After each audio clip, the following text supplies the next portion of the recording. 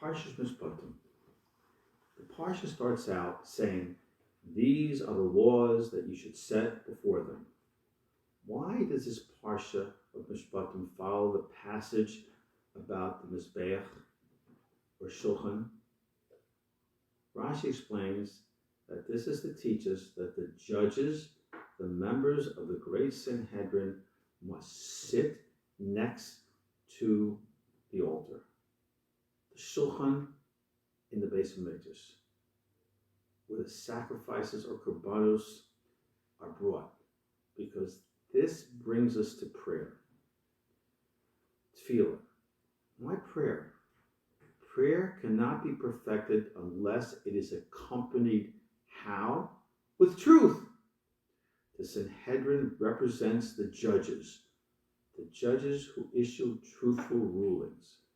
Therefore, writes Likutei Halacha, Sanhedrin, or the great court of assembly, compromises 71 judges. And they sit next to the Shulchan in order to do what? To rectify the prayer. The highest path to self-awareness and being aware of Hashem is how? Is by setting aside daily time to talk to Hashem.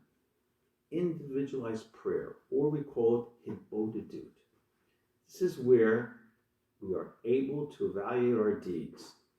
Talk to your friend, and that way we say to our friend Hashem, are we acting correctly?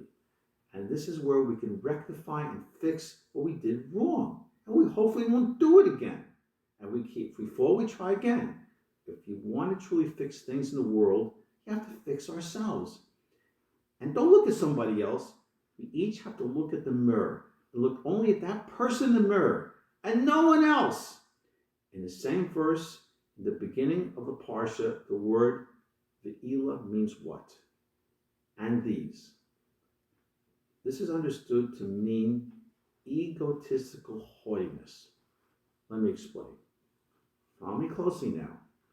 This characteristic deprives the world of the mitigation of divine judgments.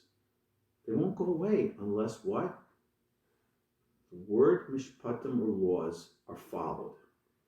Since those who are haughty or egotistical follow the laws, this tends to mitigate the divine judgments, and one must place this on an equal footing and a unity between ourselves and the divine presence. And how is that exhibited? Through Torah laws.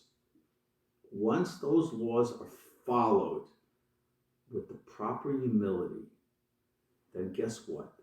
The haughtiness, the egotisticness will go away, bring on true humility, and that will allow Hashem's blessing to flow down freely to all of us. This is what an understanding of the Shulchan Aruch, the code of Jewish law, can do for all of us. It will bring down Hashem's divine presence and allow His blessing to flow down freely to all of us. This parsha speaks as well about what? The mitzvah of Ol Regel. What does that mean? It means that all the males should go up 3 times a year to the Mishkan, or the Beis Hamikdash, and bring sacrifices and praise Hashem. When? During the holidays Passover, Pesach, Shavuot, and Sukkot. Follow me now. First, Pesach seeks to counter greed that came along when the Jews grabbed the spoils from the Egyptians when they were leaving. The second thing, Shavuos, what does it do? It counters immorality. When the Jews were commanded not to have marital relations right before receiving the Torah in Har Sinai. Finally, Sukkot counters gluttony. Why? As this is the time of year for the gathering of all the harvest in holiness.